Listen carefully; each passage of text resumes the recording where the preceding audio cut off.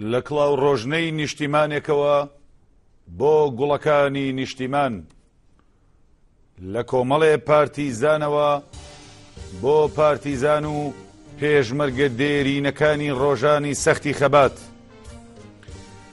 ئەبمەوە بە پێشمەرگە، وەلێ ئەمجار شەڕی دەستە و یەخە ناکەم، شەڕی چەک و سەنگەر ناکەم، ئەمجار شەڕی 5,000 تۆوی ئازادی و تنۆکێ نەوتی کەرکووک و هەزاران ئەنفالی چاوەڕێ و سربەخۆیی کوردانەکەم. ئەبمەوە بە پێشمەرگە، وەلێ ئەمجار شەڕی پارە و سامان ناکەم، شەڕی کورسی و سەروەد ناکەم، ئەمجار شەڕی بێهەڵوێستی دەسەڵات و گەندەڵێتی دەستگاکان و دیل کراوی و بەشخوراوی لاوانەکەم. واز ناهێنم تا نەزانم لەژێر فەرشی حکوومەتم چی تێدایە، تا نەزانم پارە و پولی کەرکووکەکەم لە ژیرفانی کامتاندایە.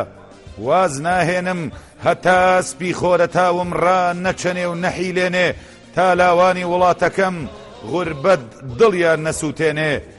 سەرنج بدەن مناڵی دەمی کازیوەم بێنەوایە و بەشخوراوە، کوردستانم لە ژیرفانی دەسەڵاتە بەشکراوە. پەیامی گۆڕان لە هاو سەنگەرەکانتانەوە. ئەیە و پێشمەرگە تێکۆشەرانەی کە لە ڕۆژە سەختەکانی خەباتدا دوای ڕێبازی یەکێتی نیشتیمانی کوردستان کەوتن. ئەیە و پڵەنگە چنگ بەگڕانەی ڕێبازەکەی کاگارام و خاڵە شیهاب، ئەی ڕێبوارە ماندوونە ناسەکانی داستان و نەبەردەبێوێنەکانی خەباتی شار و شاخ.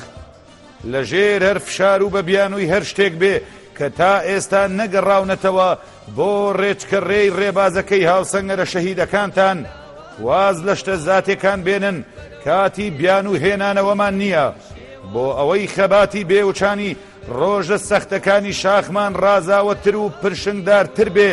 وەرنەوە بۆ سەنگەرەکەی گەل و نیشتیمان، با چیتر ڕوو زەردی شەهیدان و خانەوادە و جگەرگۆشەکانیان نەبین، پشت نەکەینە ئازاری نەتەوە و نیشتیمان. دەنگە زوڵاڵەکانتان، خەباتە بێوچانەکانتان بخەنە پاڵ دەنگی لیستی گۆڕان ژمارە 57. ئەو ناوانەی کە بانگێشتانەکەن بۆ زەماوەندی گۆڕان: جەلال مەسۆیی، حیسام شێخ عەلی، سەید جەعفەری برای شەهیدی فەرماندە سەید جەوهەر، لوقمان چاوڕەش، یاسین واحید ناسراو بە یاسین سیتەکی، فواد محەممەد عەبدوڵڵا، محەممەد ئەحمەد عوسمان ناسراو بە بێستون سنجەڵەیی، دلێر ئاڵیاوایی، جەلال شەمەیی، سۆران حامید، کامیل نووری، نەوزاد کەریم، ئاری ڕەوف بێگەرد، فەریق هەڵەدنی.